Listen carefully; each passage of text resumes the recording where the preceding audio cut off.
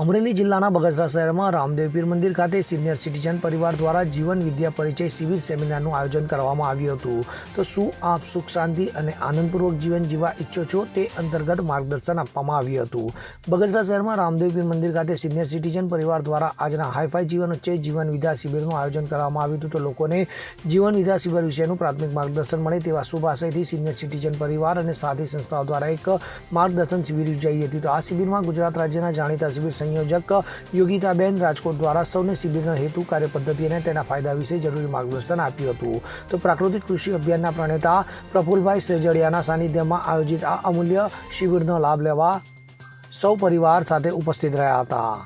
હું સિનિયર સિટીઝનના પ્રમુખ શ્રી નિરુપમાબેન વૈષ્ણવ આજે અમારે જીવન વિદ્યા શિબિર નો સેમિનારનું આયોજન કરવામાં આવેલ, જેમાં રાજકોટથી શ્રી યોગિતાબેન ખૂબ જ સરસ જીવન વિદ્યા વિશે સમજાવ્યું. આજના યુગમાં ભૌતિક સુવિધા ખૂબ હોવા છતાં માણસને સુખ શાંતિ નથી, પણ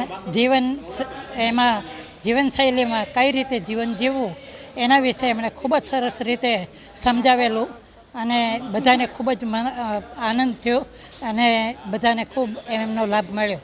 આ સાથે મોટી સંખ્યામાં સિનિયર સિટીઝનના બધા સભ્યો અને બાકીના બધા ગામમાંથી ભાઈઓ અને બહેનો આખા બહુ મોટી વિશાળ સંખ્યામાં ઉપસ્થિત રહ્યા અને બધાએ લાભ લીધો.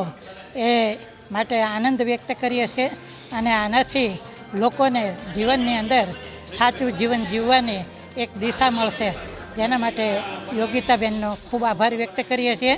સાથે સાથે પ્રકૃતિ પ્રેમી એવા પ્રફુલભાઈ સેજલિયા તેમજ તમામ મનસુખભાઈ ક્યાડા તેમજ દેવચંદભાઈ સાવલિયા, જે બાળકેળવણી મંદિરના અને સિનિયર સિટીઝન ના પ્રણેતા છે, પ્રેરક છે, એવા એમણે પણ ખૂબ હાજરી આપી અને મોટી સંખ્યામાં બધાએ લાભ લીધો.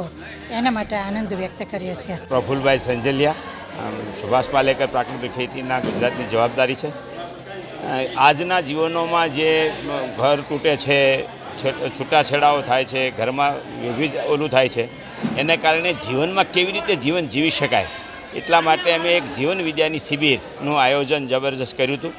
બગસરા અને આજુબાજુના ગામના લગભગ 300 ખેડૂતો અને ભાઈઓ બહેનો અને સિનિયર સિટીઝનના બધા ભાઈઓ બધા આવ્યા હતા, શિક્ષકો આવ્યા હતા. એના જીવનમાં કેવી રીતે ઘર સંસાર ચલાવી શકાય અને જીવનમાં જીવન જીવી શકાય, સુખી જીવન કેવી રીતે જીવી શકાય એની આખી શિબિર અમે આજનું આયોજન કર્યું હતું. અને એમાં યોગિતાબેન કરીને અમારા જે પ્રબાધક હતા એ પોતે રાજકોટથી અહીં આવીને આ આયોજનનું સંકલન કર્યું હતું. અશોક મણવર સાથે CN24 ન્યૂઝ, અમરેલી. હવે જુઓ દેશ દુનિયાની તમામ ખબરો તમારી આંગળીના ટેરવે. ઉઠાવો મોબાઈલ અને Google Play Store પરથી ડાઉનલોડ કરો અમારી CN24 ન્યૂઝ મોબાઈલ એપ.